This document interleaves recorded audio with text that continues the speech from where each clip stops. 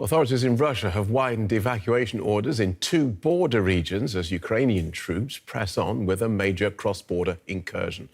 The governor of one district, Belgorod, has told residents to relocate, and evacuation orders have expanded in neighbouring Kursk. Russia says Ukrainian troops have advanced as much as 30 kilometres across the border. The surprise move, which began in Kursk, marks the largest Ukrainian attack on Russian soil since Russia's full-scale invasion of Ukraine began. Russia's civil defense ministry says 13 people were injured when a Ukrainian missile, shot down by Russian air defenses, fell on this residential building in Kursk. More than 76,000 people have been evacuated in the Kursk region as Ukrainian troops push further into its territory. 80 people and 16 pieces of equipment arrived. This is not our first operation. The Russian army claims it hit Ukrainian units in areas up to 30 kilometers inside its territory. It released images of what it says are strikes on a Ukrainian tank in the Kursk region. On the weekend, Kyiv acknowledged the incursion on Russian territory, which began last week. Today, Commander-in-Chief Zyrski has already reported several times on the frontline situation and on our actions to push the war out into the aggressor's territory. I thank every unit of our defense forces that makes this happen. In Ukraine, the offensive has provided a boost in morale to the war-weary population, even as many near the Russian border are forced to leave their homes for their own safety.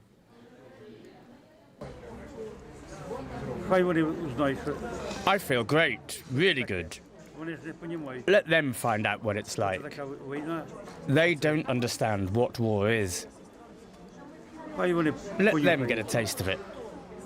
Kyiv, however, has not explained its strategic aim with the incursion into Russia. But Ukraine's attack on the Kursk region draw away attention from other frontline areas, where Russia appears to make slow but sustained advances. Well, Frank Ledwidge is a former UK military intelligence officer who now lectures in strategic studies at Portsmouth University in England. He joins us from Oxford. Welcome back to DW, Frank. What do you think is behind these Ukrainian incursions? Well, good morning. It does seem now that we're looking at a major incursion of about 5 brigades, so 10 to 15,000 people or elements of 5 brigades. And not only that, but they are well equipped. They're well equipped with the latest Western gear, artillery, rocket systems, and so forth.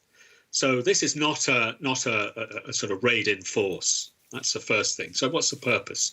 Well, it seems that the primary purpose, which is succeeding, is to shift the narrative, shift the story, message that Ukraine is capable still, despite being under pressure in the south, of conducting effective offensive operations. So that's at the political level.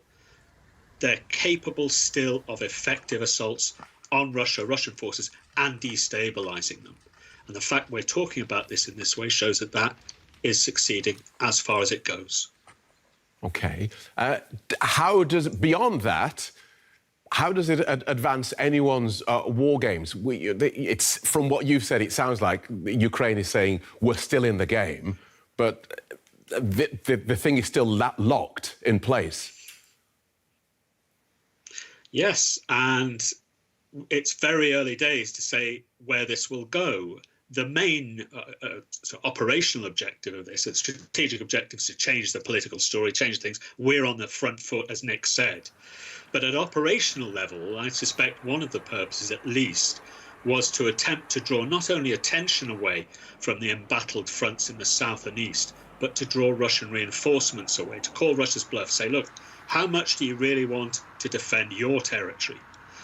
At the moment, it seems that the Russians are not biting with respect to that. They're not pulling forces from other places. They have plenty of reserves within metropolitan Russia itself, not least, by the way, in Army Group North, which is the area of operations of the Russian army that the Ukrainians have smashed into, the headquarters of which is, I understand, in Belgorod. So they're fighting towards Kharkiv, whilst the Ukrainians are fighting effectively towards, although they won't get near, Kursk. So the high likelihood is that if army reinforcements are drawn from elsewhere, it'll be from that front, the Kharkiv front, not the really under pressure southern front. But we'll see.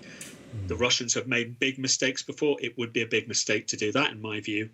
Also, just one other thing. It does seem that there are reports that the FSB, the Federal Security Bureau, the old KGB, if you like, have been put in charge of running this operation as an internal security matter.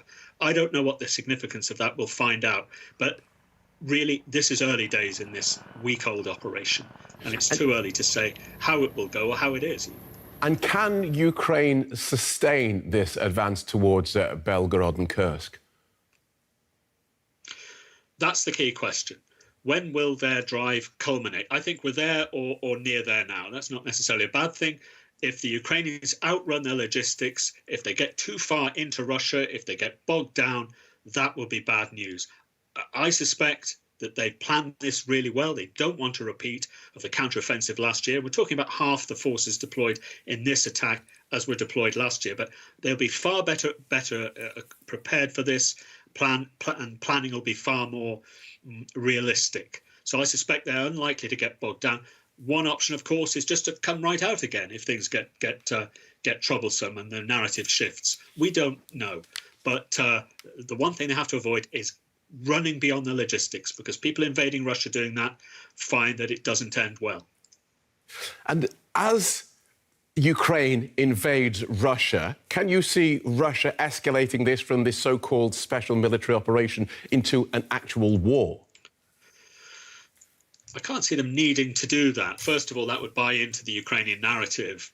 But secondly, they don't need to. They've got no problems at the moment with manpower. They're getting volunteers in. Ukraine does have problems with manpower, and I suspect there are certain views being expressed in the south and east of the country where troops are under pressure as to why it is those five they're better brigades of the army have been deployed into Russia when they could be perhaps more usefully deployed to the south. So no, the Russians, I don't see them changing that. But that's Putin's decision, and I can't look at, nor can anyone else look inside his head. We'll buy into the Ukrainian narrative, effectively. Fascinating analysis, Frank, and we thank you for it. Military analyst Frank Ledwidge. My pleasure, thank you. Our correspondent in Kyiv, Nick Connolly, joins us. Nick, bring us up to date on the Ukrainian offensive into Russia. Look, I think we were all expecting that almost a week in we would have a better handle on what exactly is going on in Kursk region, but it seems more or less to be the opposite situation. We've had a clampdown from Russian authorities on civilians posting stuff to social media, so those videos we had in the first few days of destroyed Russian army kind of convoys, those have stopped. Similar situation with so-called military bloggers, these bloggers who are close to the Russian military, who were pretty, kind of panicked and beating the drum that the Russian government wasn't taking this seriously in the first few days. They have quietened down and fallen into line. And the Ukrainian side is keeping very tight-lipped. When we do get stuff posted by Ukrainian soldiers, it often seems to be a couple of days out of date. But it does still seem to be the case that Ukrainian forces are about 30 kilometers deep into Russia in the Kursk region. We've had reports of incursions at other places along the border in Belgorod region and in other parts of Kursk region, and there is a sense that Ukraine is on a roll. We've had reports by analysts saying that Russia had built defenses in this part of its border with Ukraine, but that there just weren't enough boots on the ground and enough munitions and other equipment there to actually make those defenses work. So basically, once the Ukrainian soldiers had passed those first defensive lines, they could basically take as much territory as they wanted and didn't really find much in the way of Russian soldiers. And if they were there, they were most likely conscripts, people in their early 20s with no fighting experience from the front lines, who weren't able to put up much of a fight. And this is the biggest Ukrainian incursion of its type in this war. What could it achieve? Well, President Zelensky has kept very quiet. He hasn't given any kind of broader aims to this. He's just talked about basically giving Russia a taste of its own medicine. I think they are very conscious of the fact that they put too high expectations on the counteroffensive last year, and they were basically trailing it for months before it actually happened, and then were unable to meet expectations. This time I think it's pretty opportunistic, just seeing how much territory they can take. Obviously this is great for morale in Ukraine after months of bad news. It's also very bad for morale in Russia. Obviously, Vladimir Putin basically unable to secure his own country's borders, let alone take control of Ukraine. So that is a win for Ukraine. Also internationally, it shows Western countries who maybe thought that Ukraine was basically running out of steam, that there is still a resource kind of base there. I think they're also hoping to force the Russians to take troops away from the front lines in the east of Ukraine, in Donetsk region, where the Russians have been really pushing forward. We've had reports that Russia is having to move its planes, its aviation, that has been crucial to its advantage on the ground, to Kursk region, and there are now increasing reports of soldiers being moved from the kind of less high priority parts of the front lines in Ukraine, not yet from places like Pokrovsk or Chasiv Yar.